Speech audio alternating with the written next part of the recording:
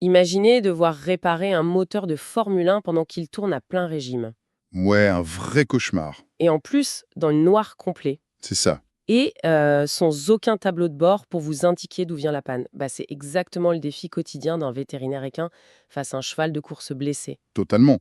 On a affaire à des athlètes de haut niveau, des machines biologiques de 500 kilos qui peuvent taper les 60 km/h. Mais qui sont absolument incapables de dire où ils ont mal. Je suis fascinée par notre sujet d'aujourd'hui. Et le pire dans tout ça, c'est que ce moteur de Formule 1 possède un instinct de fuite naturel, qui est profondément ancré. C'est-à-dire. Ben, un cheval à la base, c'est une proie. Dans la nature, montrer une faiblesse, c'est littéralement signer son arrêt de mort face au prédateur. Donc il va faire semblant que tout va bien. Exactement. Non seulement l'animal peut pas parler, mais son cerveau est programmé pour masquer la douleur le plus longtemps possible. Du coup, quand un cheval commence à boiter de manière visible, C'est que c'est déjà grave. c'est que son système de compensation a totalement lâché, ouais. C'est vraiment ce qui rend les sources qu'on explore aujourd'hui si captivantes. En se plongeant dans ces transcriptions de cours de médecine vétérinaire, on découvre une véritable masterclass de résolution de problèmes non verbaux. C'est carrément une enquête criminelle sur un corps muet, quoi. Voilà, on rend l'invisible visible. Et l'enquête commence toujours par la scène de crime vue de l'extérieur. Avant de sortir la moindre machine, on observe. Et dans nos notes, il y a cette posture étrange, le remettimento. Ouais, la posture campée sous soi. C'est le premier gros indice visuel. On dirait qu'il ramène toutes ses pattes sous son ventre, non? C'est exactement ça. En fait, ça modifie tout le centre de gravité de l'animal. Un cheval sain se tient droit, son poids est bien réparti. Et s'il prend cette posture bizarre? S'il ramène ses membres sous lui, il essaie mécaniquement de décharger une zone précise. Souvent, c'est les talons ou l'arrière du sabot. Il transfère la charge sur d'autres structures pour moins souffrir. Donc, juste en le regardant à l'arrêt, on a déjà une piste. Voilà. Ensuite, il faut le mettre en mouvement. On le fait marcher puis trotter. Le trot, c'est l'allure symétrique par excellence. C'est là que ça saute aux yeux si un truc cloche. Exactement. C'est là que les asymétries de mouvement explosent aux yeux du clinicien. Et pour mesurer ça, j'ai vu qu'ils n'y vont pas juste au feeling, ils utilisent une échelle précise, celle de l'AEEP, l'Association américaine des vétérinaires équins. Ouais, c'est le standard mondial. C'est noté de 1 à 5. Le grade 1, c'est super subtil, non? C'est presque fantomatique. C'est super dur à voir à l'œil nu de façon constante. Par contre, le grade 5, C'est la catastrophe. c'est la panne complète. Le cheval refuse de poser le sabot au sol, même au repos. D'accord. Donc après l'observation, on passe au contact physique, le toucher.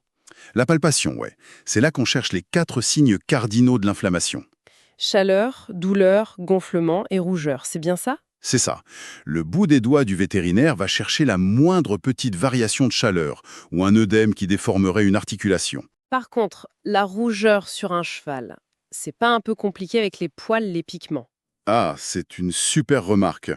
En fait, on ne peut voir la rougeur que sur les zones non pigmentées, là où la peau est rose, sous des poils blancs. Donc sur un cheval tout noir, c'est mort. Totalement invisible, ouais.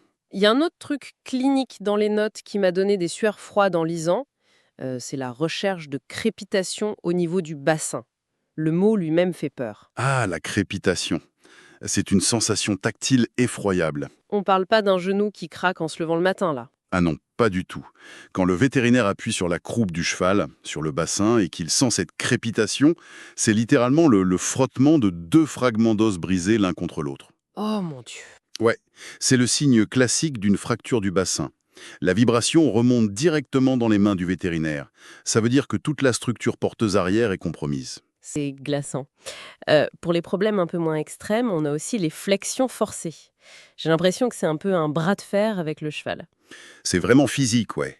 Le clinicien attrape une articulation, le genou par exemple, et la plie à fond pendant 1 ou 2 minutes. Faut avoir de la force pour plier la patte d'un animal de 500 kilos qui veut pas se laisser faire, hein. Grave, le véto utilise tout le poids de son propre corps. Ensuite on lâche tout et paf, on fait trotter le cheval immédiatement. Et s'il boite soudainement beaucoup plus qu'avant? Bingo, c'est qu'on a trouvé la zone inflammée. En pliant, on compresse la capsule articulaire. S'il y a un début d'arthrose, cette pression fait exploser la douleur au moment de repartir. Et il y a le même principe avec la pince de sabot, c'est ça? Ouais, un outil métallique pour appuyer très fort sur différentes zones de la corne du pied pour voir si le cheval tressaille. D'accord.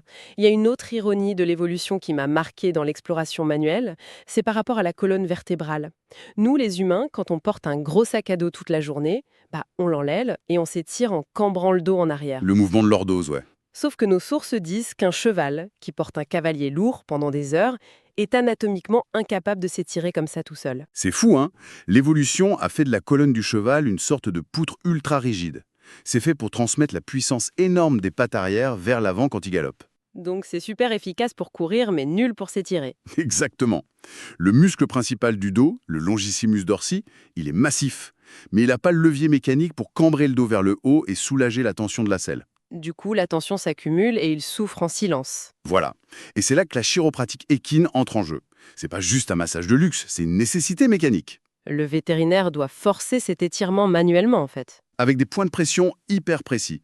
Ça force le longissimus dorsi à s'étirer, ça écarte les immenses crêtes osseuses des vertèbres et ça fait littéralement craquer la colonne. Ça doit faire un bien fou à l'animal. Immédiatement, oui. Mais bon, toute cette approche manuelle, elle a une limite. Quand il a trop mal partout. C'est ça. Si toute la jambe est brûlante et enflée, la douleur irradie tellement que tes mains peuvent plus dire d'où vient le problème original. Le réseau est saturé. Exactement. Et c'est là qu'on passe à mon étape préférée de l'enquête. L'anesthésie diagnostique. J'adore l'analogie de nos sources. C'est littéralement comme éteindre les disjoncteurs d'une maison, un par un. Jusqu'à ce qu'on trouve dans quelle pièce il y a le court-circuit, ouais. C'est brillant. On joue à cache-cache avec la douleur. Le principe des blocs nerveux. On commence tout en bas de la jambe, près du sabot, et on remonte progressivement. On injecte un anesthésiant local près d'un nerf ou dans une articulation. On coupe le fil électrique de la douleur. Voilà. Le signal ne monte plus au cerveau. Mais techniquement, c'est hallucinant. Le cours détaille l'exemple de la bourse naviculaire. L'os naviculaire, il est minuscule et caché tout au fond du sabot, dans une boîte dure. C'est une vraie forteresse. Et le veto utilise une aiguille super fine, une 23G, très longue, et il passe par le dessous du pied. Il doit carrément traverser un tendon majeur de part en part pour déposer le produit. Le tendon fléchisseur numérique profond. Et il fait ça à l'aveugle, hein? Attends, à l'aveugle? Bah ouais. Ce tendon est dense comme un câble d'acier.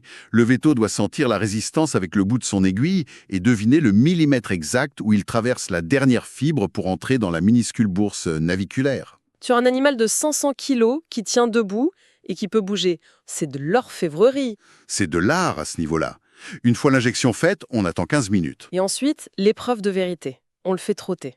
Et si le cheval, qui boitait sévèrement au grade 4, se met à courir comme si de rien n'était. Paf, le disjoncteur est trouvé. La panne est là. C'est la preuve absolue.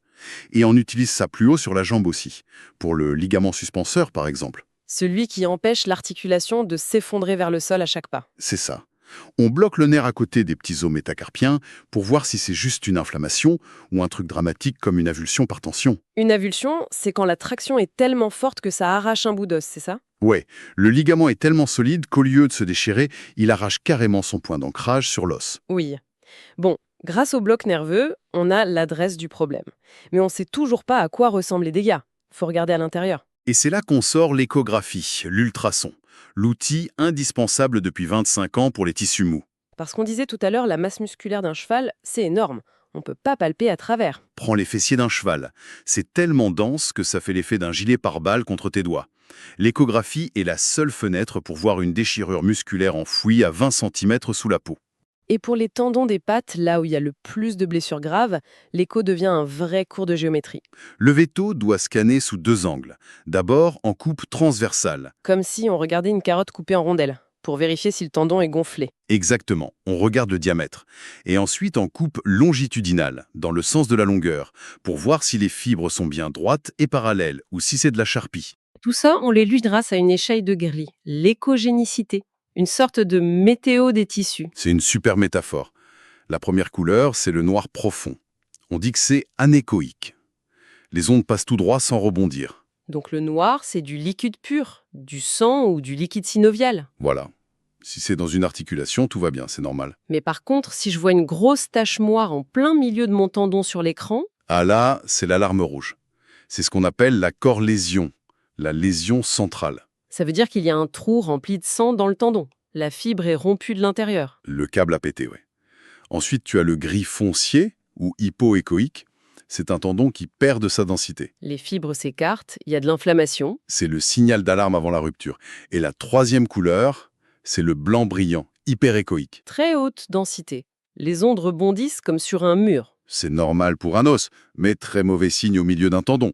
Ça veut dire que le corps a réparé un ancien trou avec du tissu cicatriciel. Et c'est pas bon un tendon cicatrisé. Ce tissu est fibreux, hyper dur. Il a aucune élasticité. Ça devient une corde rigide au milieu d'un élastique. Ça va repéter à la prochaine course. Je vois, c'est le point faible. Bon, l'échographie, c'est magique pour les nuances de gris et les tendons. Mais quand l'onde tape sur l'os, elle rebondit, on voit rien derrière. Limite physique, il faut changer d'outil. On passe aux rayons X, la radiographie. L'outil classique pour les os. Mais attention, il y a un énorme piège avec la radio. Le cartilage, il est radiolucide, invisible aux rayons X. Exact. Tu regardes la radio d'une articulation, tu vois juste du vide entre deux os. C'est le cartilage, mais il n'apparaît pas. Du coup, comment on sait s'il est détruit? On joue aux devinettes? On fait de la déduction. On regarde la couche d'os juste en dessous du cartilage, l'os sous-chondral, si cette couche est d'un blanc trop brillant, sclérosé ou irrégulier. Ça veut dire que le bouclier de cartilage a disparu et que l'os prend tous les chocs. On lit les indices pour prouver le crime. C'est exactement ça. La radio montre super bien comment l'os panique face à la douleur. Parfois, il crée des exostoses. Des nouvelles couches d'os anarchiques. Ouais, des croissances osseuses anormales. Et puis, la radio révèle aussi les trucs bien glauques, comme le collapsus articulaire, où l'espace entre les os est totalement écrasé. Ou les fameuses souris articulaires. Ah oui, ce nom est tellement mignon pour un truc qui a l'air horrible. C'est pas mignon du tout pour le cheval. C'est des bouts d'os ou de cartilage qui se sont détachés et qui flottent librement dans l'articulation. Comme un gros caillou coincé dans l'engrenage d'une montre. À chaque pas, ça doit broyer les tissus autour. Ça crée une inflammation chronique épouvantable. Et en parlant de trucs qui frottent, ça nous amène à une autre pathologie très visuelle, le syndrome des kissing spines. Ah oui, Les épines qui s'embrassent. Là encore, super romantique comme nom. mais la réalité biomécanique est brutale. Sur le dos du cheval, chaque vertèbre a une grande pointe osseuse dirigée vers le haut, le processus épineux. Comme les crêtes d'un dinosaure. Normalement, il y a de l'espace entre elles. Mais avec ce syndrome, l'espace disparaît. Les pointes osseuses se rapprochent et finissent par s'entrechoquer violemment à chaque foulée. Et à la radio, ça donne quoi? On voit les os touchés, mais surtout ça brille d'un blanc intense, là où ça frotte. C'est la sclérose. L'os se densifie pour survivre au broyage. Imaginez mettre une selle et un cavalier sur un dos dans cet état. C'est de la torture, ni plus ni moins. C'est dingue. Mais parfois, la zone est tellement complexe, comme dans le sabot, qu'une simple radio de profil, ça suffit pas. Tous les os se superposent sur l'image. Ouais, pour l'os naviculaire, par exemple, le veto doit utiliser une technique de tir très spéciale, la projection skyline. J'ai adoré lire ça, c'est de la balistique pure.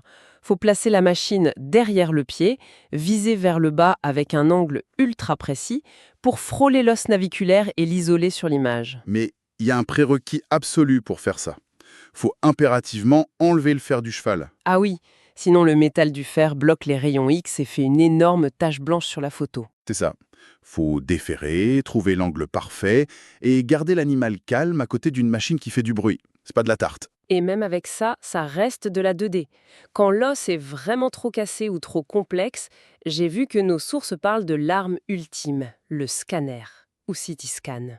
La tomodensitométrie, ouais, c'est le summum. Ça prend des centaines de radios sous tous les angles pour te sortir un modèle 3D parfait, tranche par tranche. J'imagine que ça doit coûter une fortune et qu'on fait pas ça dans l'écurie du coin. Ah bah c'est rare en médecine équine. Faut des installations énormes et souvent une anesthésie générale pour que le cheval bouge pas d'un poil. Mais c'est indispensable pour certains cas précis. Comme les fractures du bassin chez les poulains par exemple. Le bassin a une forme 3D super complexe. En radio normale, tu verrais juste un nuage chaotique de fissures superposées. Alors qu'avec le scanner, le chirurgien peut naviguer virtuellement dans la fracture avant même d'opérer pour savoir exactement où mettre ses vis. Exactement. C'est vraiment la philosophie de toute cette démarche. De l'observation jusqu'à la 3D, le but c'est d'éliminer le flou. Ouais, on refuse la spéculation. Chaque outil, que ce soit les disjoncteurs chimiques, l'écho, les rayons X, sert à isoler une variable pour trouver la vraie cause mécanique. C'est la méthode scientifique appliquée à l'état pur. On déduit, on isole, on compare. On compare à la normale, oui. Voilà. Et ça, c'est le postulat de base. Pour qu'un veto voie une anomalie sur un écran, il faut qu'il connaisse par cœur à quoi ressemble l'anatomie normale du cheval. Ce qui m'amène à une réflexion finale, un peu provocatrice pour ceux qui nous écoutent et qui aiment creuser plus loin. Je t'écoute. On cherche des déviations par rapport à une norme. Mais dans l'élevage des chevaux de course, l'humain fait de la sélection génétique intensive. On modifie l'architecture même de l'animal. C'est vrai, on sélectionne des dos plus longs pour le saut, des jambes plus fines pour la vitesse. La morphologie globale de la race se transforme au fil des décennies. Du coup, cette fameuse normalité anatomique, qui sert de référence pour tous les diagnostics, est-ce que ça ne devient pas une cible mouvante? C'est une excellente question. Est-ce que nos logiciels d'imagerie et nos manuels vétérinaires ne vont pas devoir constamment réapprendre ce qui est considéré comme normal, vu que l'humain redessine le squelette de ces animaux en permanence? Ça brouille complètement la frontière entre une vraie pathologie à soigner et une nouvelle adaptation génétique qu'il faut juste accepter. Exactement. Une sacrée question à garder en tête pour clôturer cette exploration. La médecine devra évoluer en même temps que les athlètes qu'elle tente de réparer.